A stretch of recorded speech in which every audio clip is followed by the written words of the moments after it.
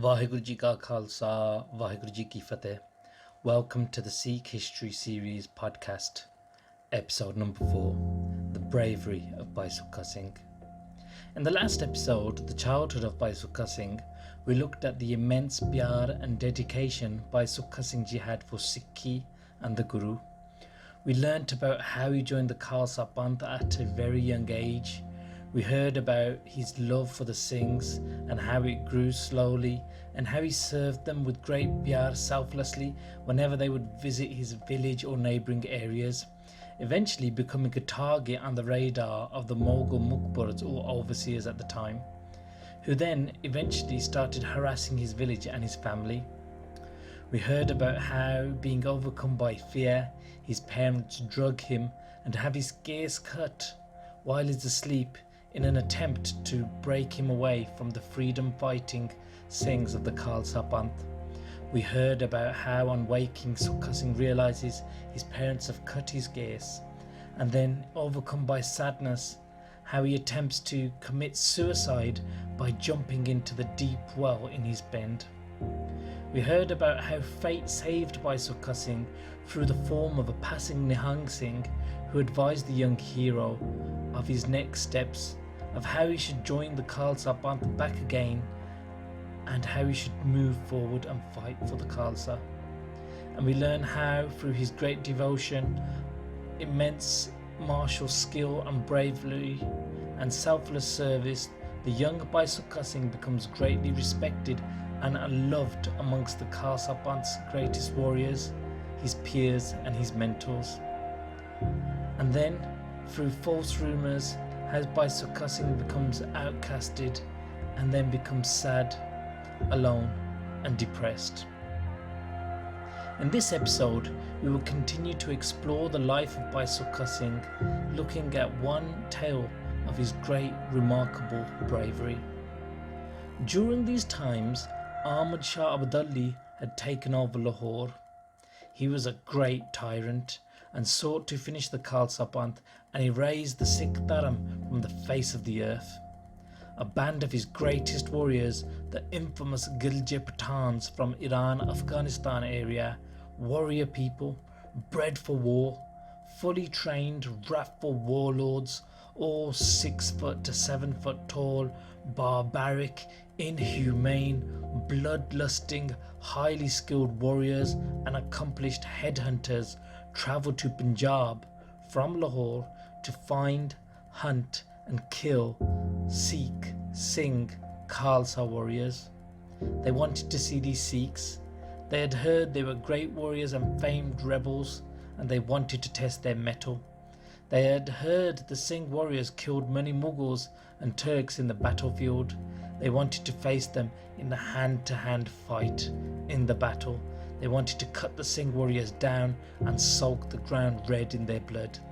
These Gilje Pathans were massive, and so were their war-bred horses. They were the caste's closest warriors, brothers and cousins of Ahmad Shah Abdali. Warriors and cold-blooded killers who knew nothing but violence, death and destruction. Bred for war, with rich diets and the finest of weapons and the best, strongest armour money could buy.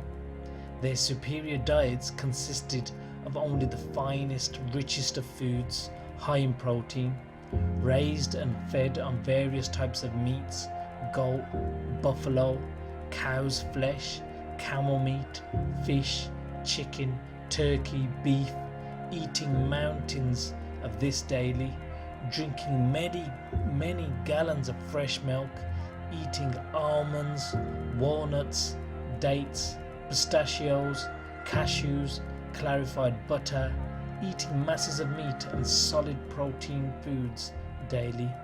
This, along with their intense training, resulted in them being massive in size and extremely strong, covered from head to toe in the best, most modern armour at the time, solid metal helmets, expensive chainmail, thick iron chest plates, gloves, leg guards, special boots, fully ready for jung, for war. Metal-plated warriors covered head to toe, not an inch of skin could be seen, and even their horses were fully covered in armour. Now in full bloodlust and great greed to butcher to death those of the Sikh faith, they had come to hunt down the Singhs. The local Pathans and Mughals of Punjab joined them to hunt down the Singhs and act as guides.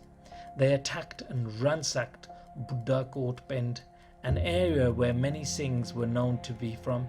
They attacked this bend and massacred and butchered everybody there. They killed many Sikh families, men, women and children. The Khalsa Singhs at this point lived in their little jathe, usually in jungles or forests close to rivers, as it was a good source of fresh water and a place where there's ample source of fresh grass for their horses to eat.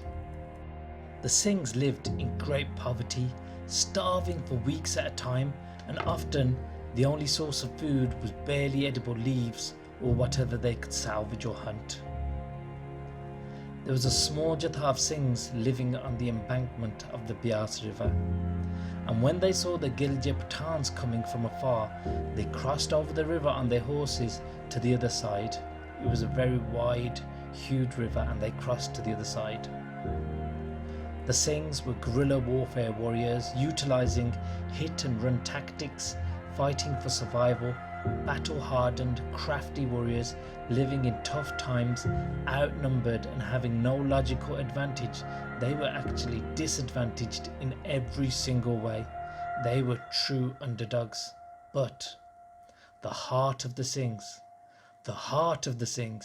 their high levels of martial skill and the grace of the true Guru meant they were strong beyond measure and had an undefeatable, bulletproof Khalsa spirit. Seeing the Singh warriors cross over the river, the Mughals and Gilje Pathans got a boost of ego, laughing that the Sikh warriors had run away and fled the battlefield.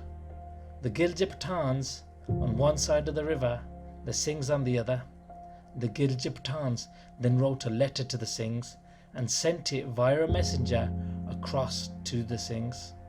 The letter read, "We are the brothers of Ahmad Shah Abdali, the Khas brothers. You call yourself Singhs. Singh is the name of a tiger, a sher. We came to see your courage and bravery. We came to see your famed fighting spirit, as we heard you are great warriors. You heard the sound of our horses galloping. You saw the dust from our horses riding, and you got scared and you ran across the river. You guys are scared cowards. You are liars. You are not lions. You are jackals, donkeys, scared. If you call yourself Singh warriors, then step in the battlefield and fight us man to man, breath to breath, standing in the battlefield. Send 2 Singhs and we will send 1 Pathan warrior. Just dare to enter the field of battle with us. Even if you outnumber us in the fight and you manage to win, we will accept this and accept you as being great warriors and accept the legends to be true." The Singhs sat down, and one Singh read this letter out aloud to the rest of the group, the Jatha, as they all sat in a divan. The Singhs then wrote a letter in response to these Gilje Pathans. "We will fight you. We will send 5 Pachangis, 5 hooded cobras. You send 10 of your men, the Duranis, the Pathans. Arm them well with swords, spears, knives and blades of all types, Beshkabs, Chur, Shuri, Qatar, and also put long guns in their hands. Our 5 Singhs will come armed with swords, shields and guns of various types also." Once this letter was sent, the Gilje Pathans responded yet again. "We have not come to have a shootout. We've come to have a real fight where matters of strength, will and skill remain and reign supreme. Come armed to the teeth with sharp knives, armor-piercing daggers, swords, spears, punch daggers, iron maces, or handheld weapons. This is the true test of a warrior. We will fight hand to hand, man to man, breath to breath, a real warrior fight, no bows or bullets or arrows. We came to see your skills, so come to the battlefield, come with your handheld weapons and swords and leave behind your guns, bows and arrows. The Duranis, the sly Gilje Pathans, knew this played into their strength, as having superior armour and weapons, having superior bodies and diets, while the Singhs had little or no armour. Singhs just had kashere and kamarkase and their damale and their weapons. Singhs starved for days at a time and ate whatever they could find, resulting in them sometimes even eating the leaves of trees when times were that tough. But the Singhs were extremely tough and durable, battle hardened, used to living in harsh environments. They were survivors. Their skin was strong and thick. Toughened by their rough living, the Singhs lived in the wild, lived on horseback. They knew not the taste of clarified butter or salt, and had the strongest minds. They were crafty, wise, guerrilla warfare warriors. The Pathans knew Singhs were masters of the gun, superior warriors with bows in their hands, because the Singhs had kirpa and great blessings to be excellent marksmen. Only with a clear mind can you shoot well. It is a meditative practice. Archery requires a state of Zen focus, and the Singhs had pure focus because they had superior focus from their daily meditation, Naam Simran, Gurbani, Jap and Nitnem. Once the warrior Singhs read their letter, they then responded to the Gilje Pathans. We will fight however we like. We will use our guns. You can't dictate to us what to do. The great respected Guru put these very guns in our hands. Our Guru instructed us to kill the wicked evildoers using these guns to do so. Both sides wanted to fight their own way, and they came to a standstill in their arguments. The Gilje Pathans knew Singhs were masters of the gun, but had no armour and lacked the armour and weapons that they themselves had. The Singhs knew, man to man, Gilje Pathans had the advantage, being stronger, well-armoured warriors with solid weapons. But they knew our guns, with the Singhs' guns, we will shoot them dead, drop them where they stand, straight headshots, and need be, our bullets will pierce their armour. These guns were put in our hands by Guru Gobind Singh Ji themselves to kill the Dushts dead, for the Panth to be in Chardi Kala.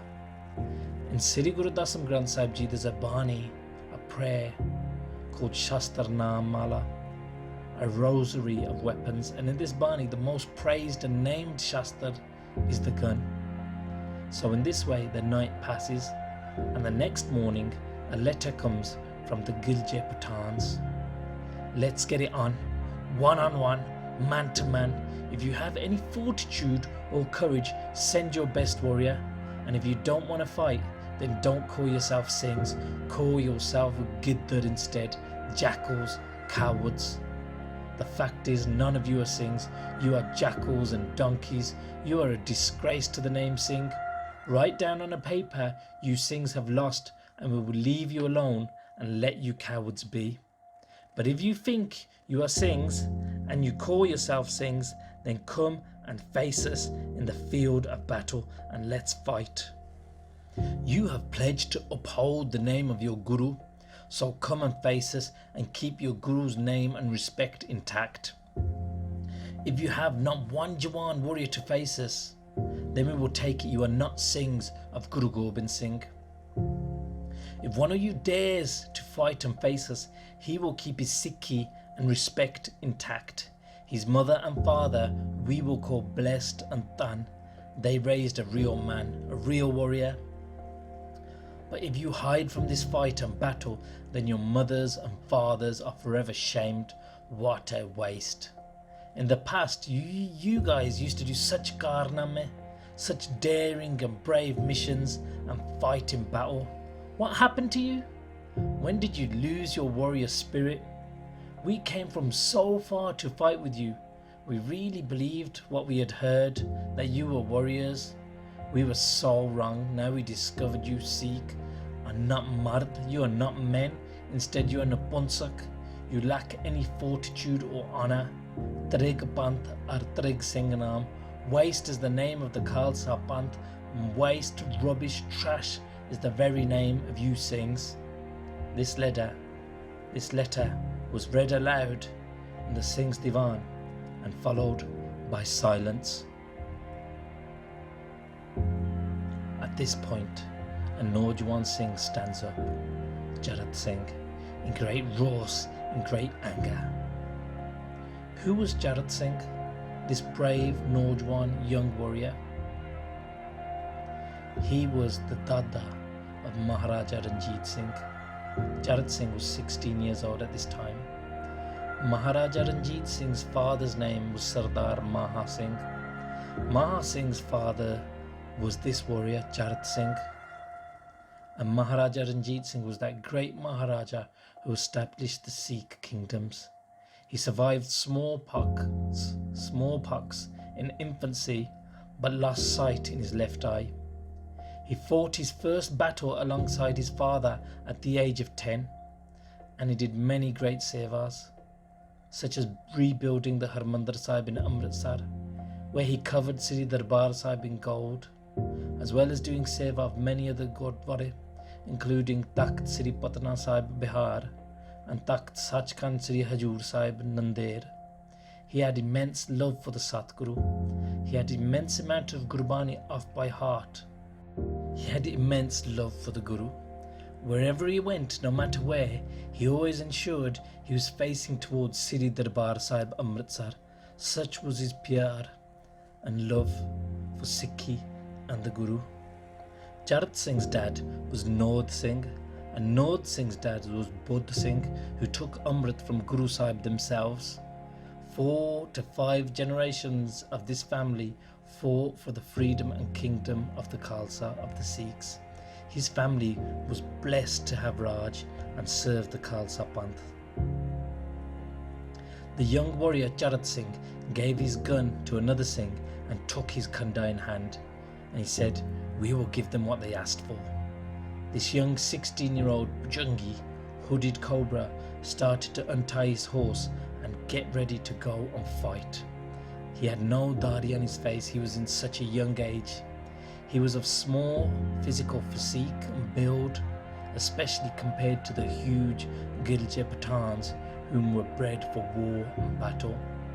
Bhai Sukha Singh Ji at the time, who was in this jatha, but was sitting on the outskirts as he had been outcast due to the malicious rumours. He was still in deep sadness, suffering internally, pushed away and outcasted by the other Khalsa warriors. So he was sitting in the background watching all of this. He was watching attentively and saw all of what was going on. And in his heart, he still had a great love for the Khalsa Panth and a deep love and affection for the Singhs that could never be broken, no matter what. He was watching all this and thought, this child is no match for those fully grown, fully armed men in full battle attire, covered head to toe in armour. They will slaughter this young Singh. This Singh won't be able to even cut a piece of their armour. These Pathans are huge. They can eat huge sheep and mountains of food by themselves. This Singh has starved most of his life. He only gets a meal every few days, and that's if he's lucky. How will he fight them? When Jarat Singh got on his horse, Sukha Singh quickly came and grabbed the rein of the horse, and he stopped the horse in his tracks, and he asked the young Singh, "What are you doing? Bacha, beta, what will you do? How will you kill them? They are 4 times bigger than you. You are a weak child in front of them. Your sword would not even be able to cut their armour. They have armour on top of armour. You have nothing but bare skin. Even their horses are covered in armour. They easily carry 50 kg of armour each, and you don't even weigh this much. This is why they want to fight you like this, hand to hand and not with guns. Have you not considered these facts?" Jarat Singh listened and said, "Yes. What you say is 100% true, correct and right. I know what you say to be true, and I acknowledge these facts. but I cannot listen to the nindya and slander of the Khalsa Panth. I can't see this. The Dusht challenging us and the Khalsa not responding. How can I live while someone insults the Panth of the Guru and insults the name of the Singhs? If I fight them and I die, it's Shahidi. If I win, then it's Chardikar of the Khalsa Panth. But I will at least do something. I have to do something.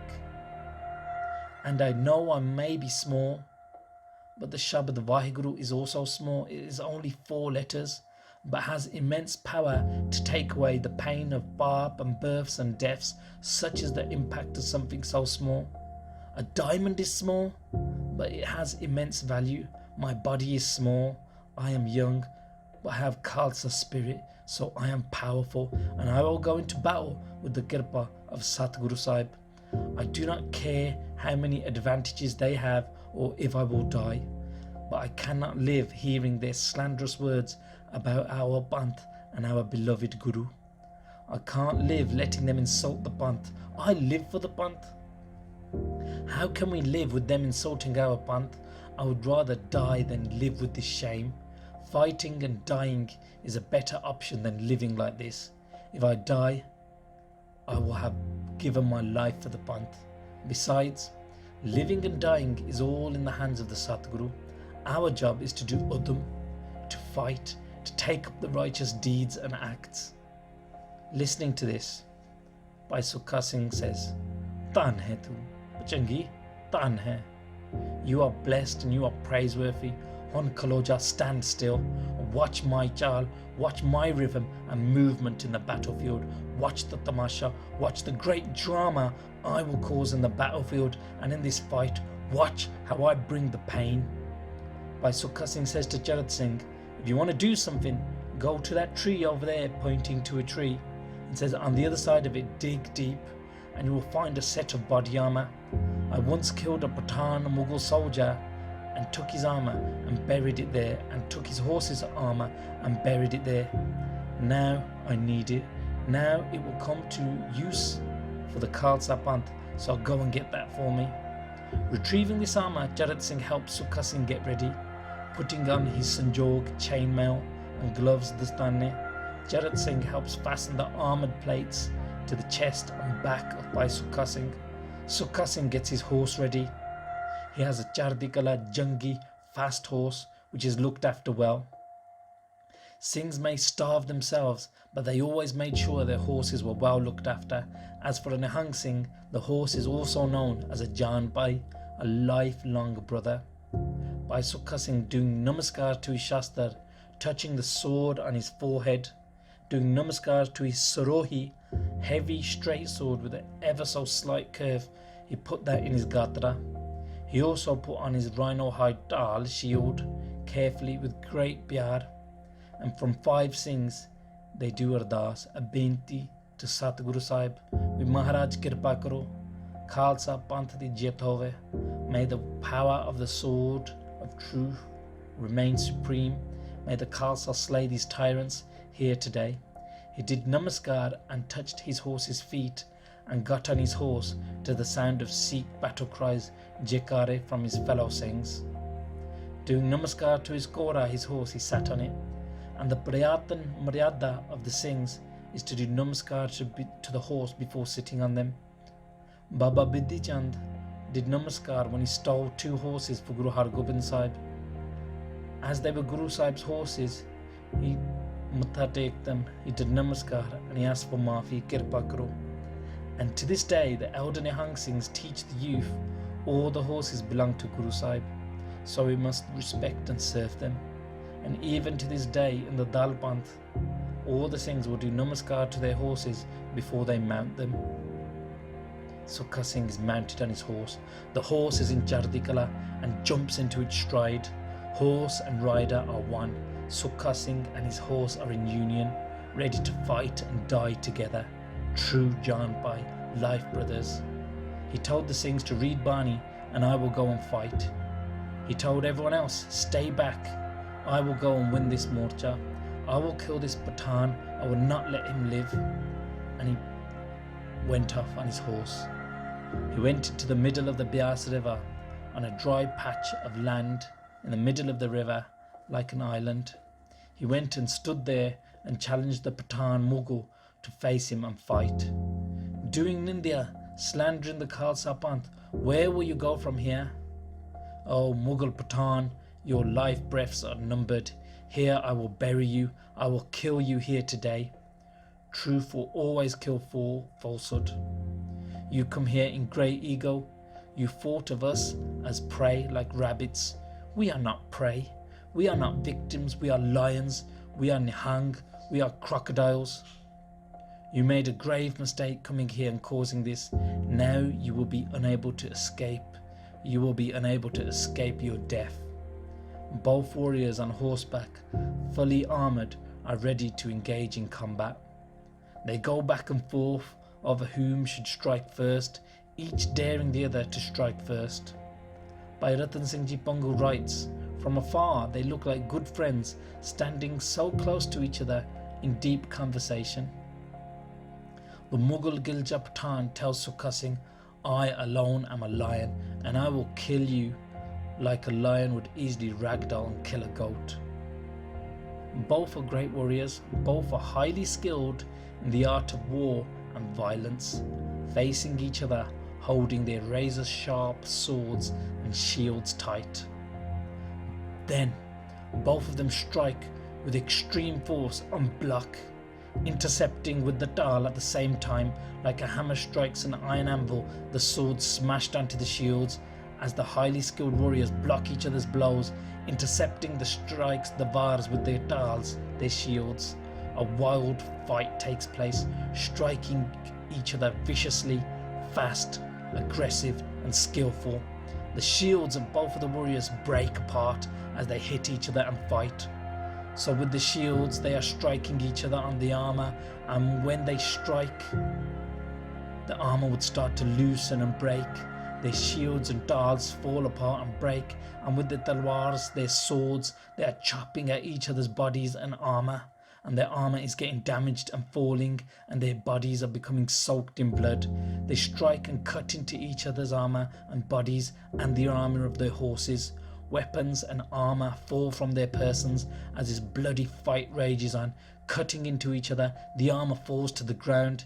They come extremely close to each other and get into wrestling distance with their blades, their breath intermingling, both on horseback in close quarter battle, employing wrestling and grappling techniques to throw each other to the ground or pull each other off balance off their horse, arm drags, digging for underhooks, trying to gain dominant position, at the same time striking with swords and punching each other in the face viciously and bloodily. The horses too are skilled and used to combat, and they themselves are striking and biting at each other. In close wrestling range, the warriors are using high-level, close-quarter combat techniques and skills. In this extremely physical, bloody fight, they both come crashing to the ground, along with their now bloody and exhausted, wounded horses. Both of their swords breaking or being twisted and snapping. The horses lay flat out of exhaustion and crashing to the ground at great velocity. Both warriors are knocked unconscious. After some time, Bhai Sukha Singh regains consciousness, raising his head. He gets up, mounts the Gilja Mughal Pathan and sits on his chest, lifting and cutting the Pathan's armour with a Khanjar blade. Bhai Sukha Singh disembowels the giant, egotistical Mughal Gilja Pathan warrior, cutting into his stomach and pulling out his inner organs, reaching in with his hand into his corpse and pulling out his heart, his kidneys and his liver, then pulling out all his guts and intestines. Bhai Sukha Singh Ji has killed the Gilja Mughal Pathan. The true Guru has preserved the honour of the Khalsa. The exhausted and bloody Sukha Singh stands on top of the dead Mughal Pathan soldier and lets off a piercing, thundering Jakara, Khalsa, battle cry of victory. The egotistical Mughal Pathan was killed. The Mughal Pathan Gilje from the other side, in great anger after seeing their greatest, strongest warrior and general killed by Sukha Singh, rushed forward in great haste and anger to kill Sukha Singh and to fight. The Khalsa Singhs, being tyar par tyar, ever ready to defend, ready with their guns, fire at these Mughal Pathans, shooting many of them dead, straight headshots. The young warrior Charat Singh went forward on his horse to collect Sukha Singh, and he puts him on his horse and starts to ride back towards the Singh's side. The rest of the Singhs fire and chase away these Gilje Pathan Mughals. These Mughal Pathans were shot dead, or they fled whichever way, whatever way they could find. They were escaping death, they were escaping the Khalsa Singhs, the warriors. Overcome by fear, these Gilje Pathan Mughals leave behind the dead body of their strongest warrior, their general, their brother. Bhai Ratan Singh Ji Pangu writes this katha as he has heard it from the Singhs who were present there at the time and saw what happened and were involved with what happened, and he writes it down exactly as he heard it from them first hand. Bhai Sukha Singh makes his way back to the Khalsa Singhs, and the Singhs run to pick him up. They came to get their victorious warrior of the Khalsa. The same Singhs who would not talk to him or let him close to them or let him have langar with them or do their seva now held him up on their shoulders. Charat Singh and Bhai Sukha Singh's love for each other grew. They loved each other dearly. Their bodies were two, but their minds were one. Charat Singh, from that moment forward, saw Sukha Singh as his Jathedar, his elder brother and his Ustad. Their souls were one and they loved each other dearly. Sukha Singh taught young Charat Singh everything Baba Sham Singh had taught him. He trained him in the art of warfare and the way of the sword. All the Singhs went back to where the whole Khalsa Panth was gathered, and all the Jathedars and Singhs were in a darbar and heard about this great Karnama. All the Misl Jathedars came out to see Sukha Singh and do his Sanaman, pay respect and give tapi and congratulate him for this battle. In Anam, in reward, they all brought him beautiful horses. All the Jathedars came forth and blessed Sukha Singh, giving him horses and saying, Tan Sukha Singh, blessed are you, you preserve the honour of the Khalsa Panth, you truly are a brave warrior. Sukha Singh, on his knees, with joined hands and a hajuria, a cloth around his neck, does a benti, a humble plea and request. I don't need the horses. I just ask and beg you for one thing.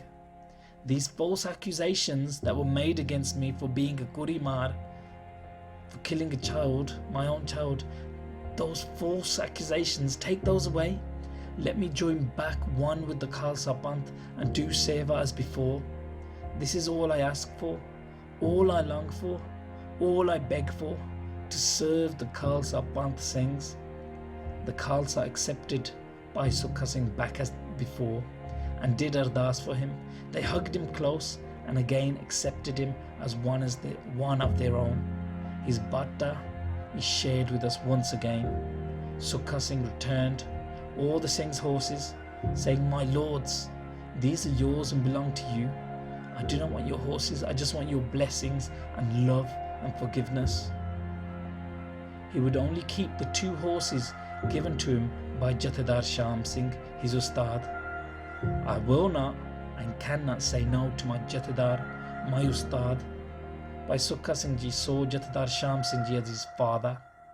And Bhai Ratan Singh Ji Pangu writes, I tell this story, hearing this from the people who were there and who knew Bhai Sukha Singh personally, who were eyewitnesses to this Karname, to these brave battles and fights and adventures of the Singhs. He was my mum's brother. They were both the children of Jathedar Sham Singh, and they had great love for each other. This was the great tale of bravery of Bhai Sukha Singh Ji Nahang Singh, of how he displayed great heart and bravery and superior martial skill in Shastra Vidya, preserving the honour of the Khalsa and once again showing himself to be a Chardi Kala Gursikh. Vaheguru Ji Ka Khalsa, Waheguru ji Ki Fateh.